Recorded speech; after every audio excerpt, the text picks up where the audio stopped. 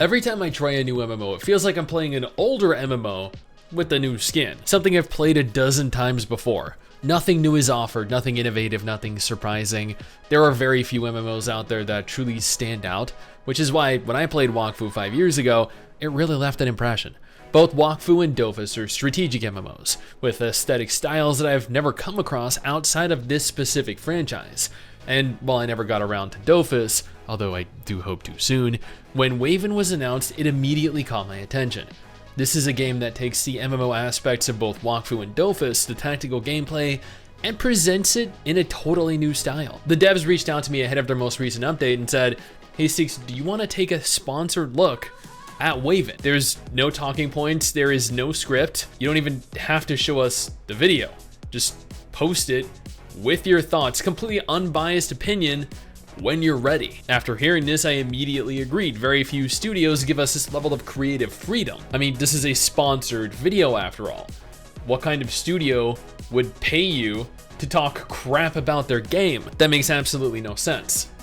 But it also goes to show that the devs here have complete faith in their game and in me as a content creator. With this in mind, if you want to download and play Waven, then you can through Steam or via their website. And while it's downloading, I urge you to grab some popcorn because we have quite the journey to go on together. You're introduced to the game via a beautifully animated cutscene, and then you select your class. At this juncture in the game, you have options consisting of the healer, warrior, archer, mage, and assassin. Each of these classes, also referred to as heroes, allow for you to be both male and female. One thing that immediately caught me off guard was the voice acting. Expect to find anyone this far from everything? You must be sick of eating crab by now. I didn't expect pretty much the entire game to be voice acted, story, side quests. Now, don't get me wrong, some of the voice acting is incredibly cheesy, but it's never bad. I genuinely think the voice actors were having an absolute blast bringing these characters to life, and that it's also supposed to come off as comical. And it did. After sitting through about 10 minutes of tutorial, walking you through various different combat mechanics, you're set loose on AST Island, the very first major nation that you'll come across. It's essentially a larger city hub with dozens of different NPCs, each with their own stories, their own quest lines, their own distinct personalities. It's also where the main story kicks off, but I don't realize how to pursue the story until approximately 20 hours into the game. Yeah, this is also part of the fun of Waven though. After 20 hours of playing, I hadn't even touched the main story. The main story had started, I'd taken the first major quest, this little floating head thing appeared and she began like serenading me. I think, I don't know, I was very disturbed, which you could see by my reaction.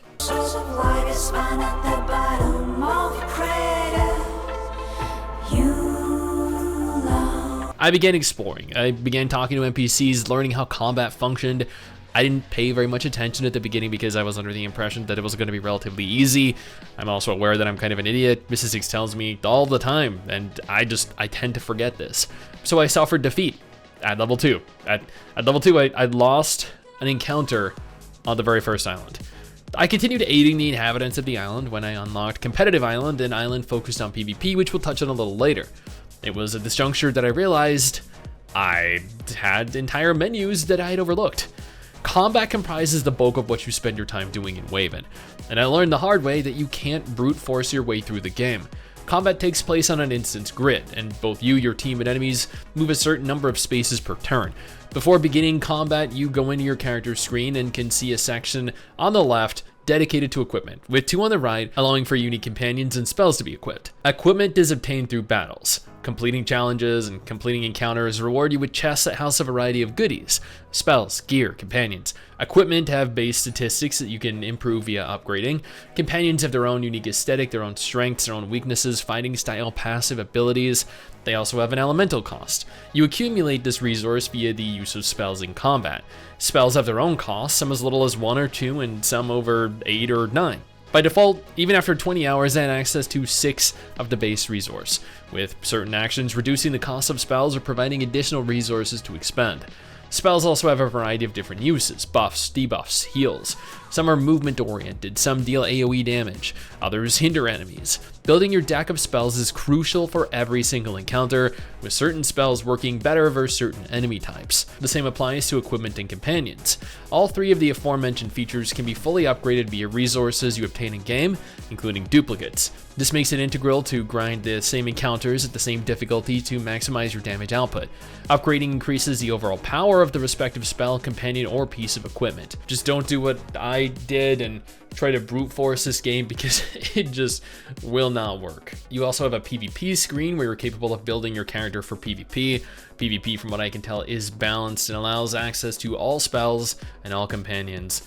After spending a few hours helping the villagers, I decided it was time to depart. I wasn't sure what awaited me outside, what was now my new home, but I was determined to find out. Adventure awaited me, and I wanted to take it and caress it lovingly. Which, you know, but in retrospect actually kind of sounds a little bit bad. My first stop was the PvP island. And as much as I would love to cover PvP in this game, after arriving I forgot it was like level 5 and decided I just wasn't ready. So I left and I docked at my very first enemy island, Chafer Island. And Schaefer Island. You know, I cannot be the only person here that read this as Chafing Island. At least I hope I'm not. After engaging my first enemy, it dawned on me. Every single island had not only a unique environment, but also a different theme, different NPCs, different quests, different stories, different enemies, and different mechanics. Chafer Island had undead monsters with dark magics, which was very cool because later I came across islands with birds, islands with cows, and admittedly, it got a little weird. At one point, I got a little homesick and opted to return to Astrum Island, see if anyone was in need of help. Turns out Percival was, so I aided him in numerous battles, gained his undying loyalty, and then set sail for Bork Island, home of the orcs, or the goblin, or both, yeah, both.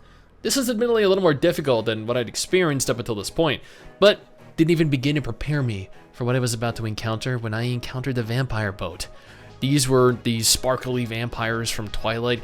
These were chicks wielding freaking dual daggers, propelling themselves at me like torpedoes, exploding into little fireballs of rage and death. And naturally, I died. I did learn that every island had what seemed to be a mini dungeon that had several rooms full of enemies. After clearing each room and aiding the NPCs found within the dungeons, you encounter a large, powerful boss. In this instance, it was an angry vampire king. I died in this battle, but you know what? I didn't die to the king. I killed the king. I died to one of his little tentacle fish things that he left behind, to my eternal shame. So after this, I left to come back another day. This became a recurring theme for me. I die, I try another encounter, and come back when I was strong enough to. But this is what I get for not paying attention to mechanics, to features. But at the same time, it's also part of what makes this game really, really fun. My next island was Gobble Island, home of the adorable. Wait, they're not adorable at all. They want to kill me, just like everything else. Why is everything so bloodthirsty in this game? You know what? At the very least, you get some high quality items.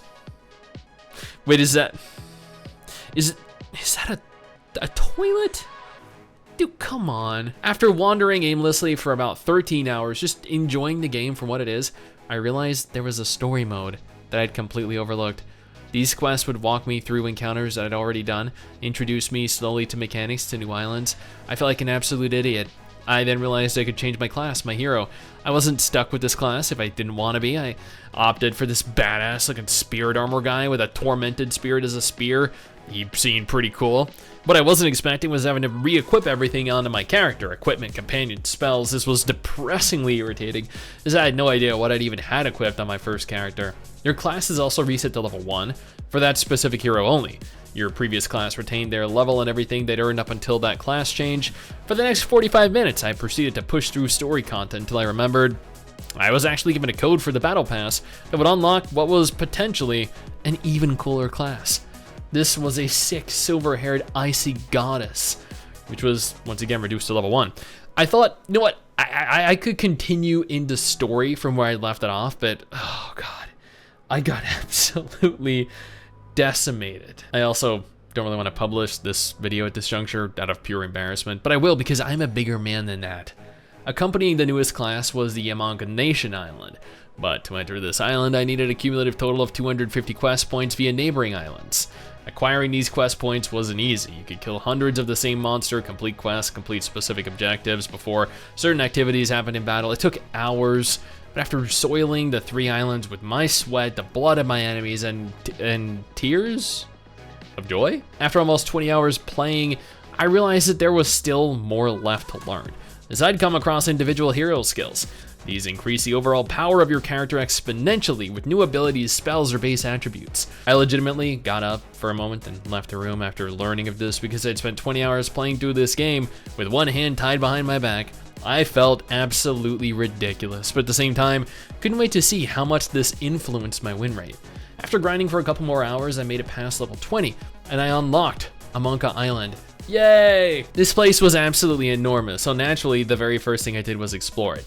There were dozens more NPCs. It was comparable in scale to AST Island. However, the level discrepancy between quests were significantly larger.